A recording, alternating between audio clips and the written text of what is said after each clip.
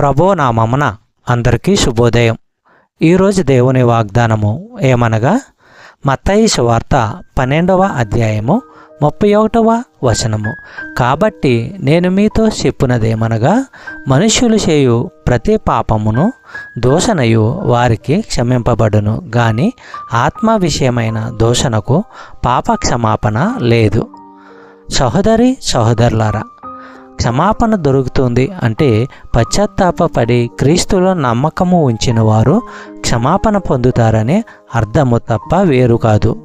అలాంటప్పుడు అతిహీనమైన నేరాలను, మనుషులు చేయగలిగే అతి నీచమైన పనులను కూడా దేవుడు క్షమిస్తాడు.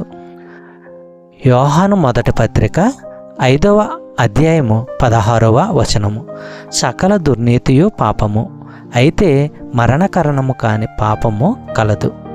సహోదరి సహోదరులారా, విశ్వాసుల యొక్క కర్తవ్యము ఏమిటంటే పాపము చేసే ఇతరుల గురించి ప్రార్థించటము.